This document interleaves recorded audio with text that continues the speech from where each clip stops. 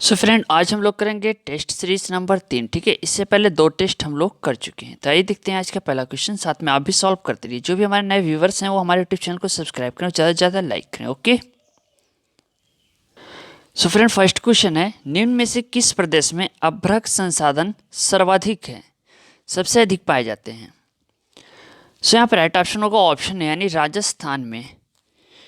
यहाँ पे फ्रेंड भारत अभ्रक उत्पादन में विश्व में प्रथम स्थान रखता है। भारत विश्व का 3/4 अभ्रक का उत्पादन करता है। अच्छी गुणवत्ता वाला अभ्रक राजस्थान, बिहार एवं आंध्र प्रदेश में पाया जाता है। ठीक है, चलिए सो नेक्स्ट क्वेश्चन है, जहाँ पूर्वी घाट और पश्चिमी घाट मिलते हैं वहाँ निम्नलिखित में से कौन सी पहाड़ियाँ अवस्थित हैं।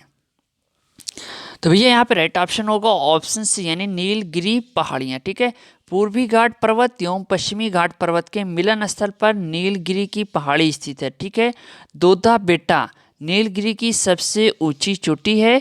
दोदा बेटा दक्षिण भारत की दूसरी सबसे ऊंची चोटी है, ध्यान दीजिएगा।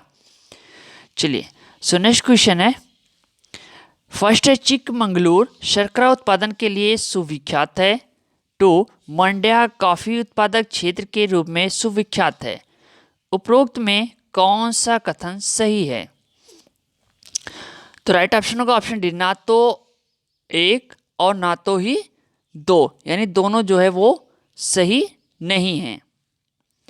चलिए सो नेक्स्ट क्वेश्चन है, निम्नलिखित विशेषताएं भारत के एक राज्य की विशेषताएं हैं। पहला है, इसका उत्तरी भाग शुष्क एवं अर्ध शुष्क है। दूसरा, इसके मध्य भागों में कपास का उत्पादन होता है। तीसरा, इस राज्य में खाद्य फसलों की तुलना में नकदी फसलों की खेती अधिक होती है। उपरोक्त सभी विशेषताएं निम्नलिखित में से किस एक राज्य में पाई जाती है।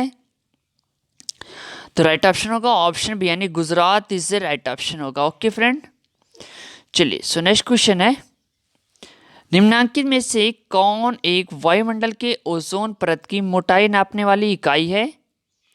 चलिए इसका आंसर आप लोग कमेंट बॉक्स में दीजिए। ओजोन परत की मोटाई हम किससे नापते हैं, नॉट, प्याज, डॉप्शन या मैक्सवेल से।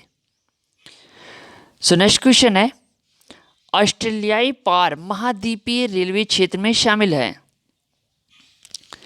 तो यहाँ पे राइट ऑप्शन होगा ऑप्शन सी, सिडनी से पर्थ में। ओके, चलिए अगला क्वेश्चन है, निम्नलिखित में से कौन सी घुमंतु जनजात नहीं है। तो यहाँ पे राइट ऑप्शन होगा ऑप्शन बी, यानी कजाक्स के बारे में बात हो रही है। कजाक्स एक घुमंतु जनजात नहीं है, ये कजाकिस्तान में बहुत संख्या में रहते हैं और कई देशों में निपुण होते हैं।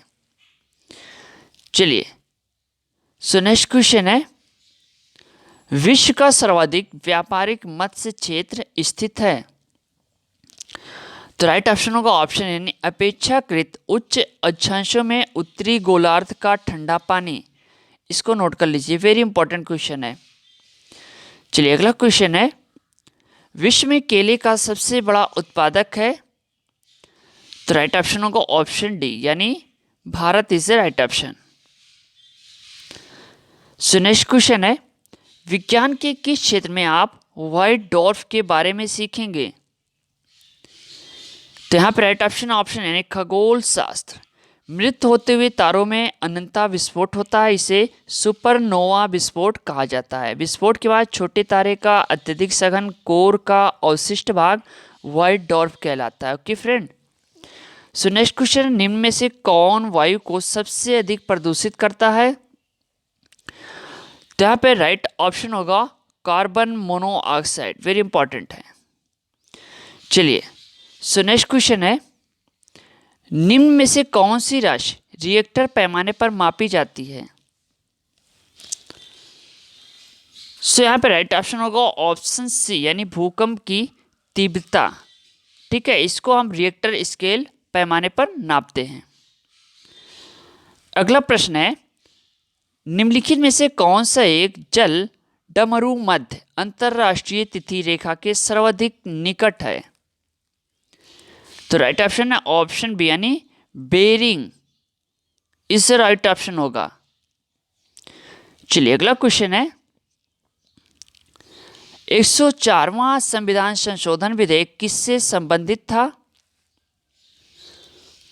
तो राइट ऑप्शन होगा ऑप्शन सी, यानी निजी शिक्षण संस्थानों में सामाजिक तथा शैक्षिक दृष्टि से पिछड़े वर्गों को कोटा प्रदान करने से।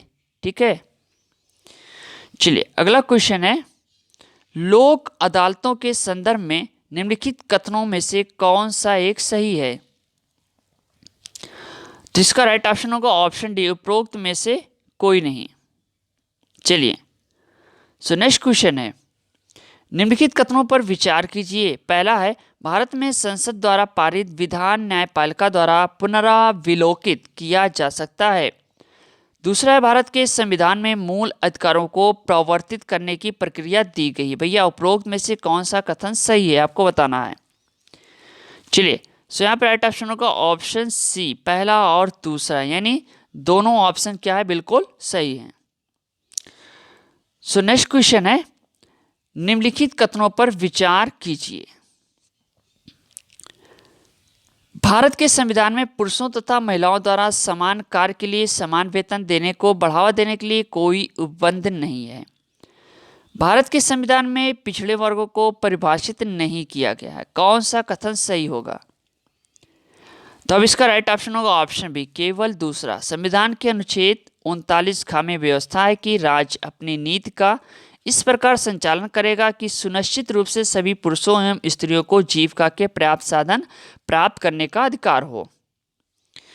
चलिए अगला क्वेश्चन है, निम्नलिखित में से कौन सा विषय संघ सूची में सम्मिलित नहीं है? तो इसका राइट ऑप्शन होगा ऑप्शन डी, दूसरा और पांचवा, पांचवा और दूसरा। चलिए अगला प्रश्न है, पंचायती राज व्यवस्था को विभिन्न संघों में कब लागू किया गया? नीचे दिए गए कोड का प्रयोग कर सही उत्तर चुनिए। सूची वर्ष एवं सूची 2 राज्य। तो इसका राइट ऑप्शन होगा ऑप्शन बी, यानी ए का चौथा, बी का तीसरा, सी का पहला और डी का दूसरा। चलिए सो नेक्स्ट क्वेश्चन है, निम्नलिखित कथनों पर विचार कीजिए। पहला है, केवल राज्यसभा में ये शक्ति निहित है कि वह ये घोषणा करे कि राज्य सूची में किसी विषय के संबंध में राष्ट्रीय हित में संसद विधि बना सकती है। दूसरा है, आपात की उद्घोषणा का अनुमोदन करने वाले संकल्प केवल लोकसभा द्वारा पारित किए जाते हैं। उपरोक्त में से कौन सा कथन सही है? सो राइट ऑप्शन होगा ऑप्शन, यानी केवल एक। ठीक है, कह रहा कि केवल एक राज्यसभा में यह शक्ति निहित है कि वह ये घोषणा करे कि राज्य सूची में किसी विषय के संबंध में राष्ट्रीय हित में संसद विधि बना सकती है। तो ऑप्शन ए सही होगा। चलिए अगला क्वेश्चन है, कथन ए, भारत में प्रत्येक राज्य के राज्य क्षेत्र में एक उच्च न्यायालय विद्यमान है। कारण आर, भारत के संविधान में प्रावधान है कि प्रत्येक राज्य में एक उच्च न्यायालय हो। तो ऑप्शन डी ए गलत है परंतु आर सही है।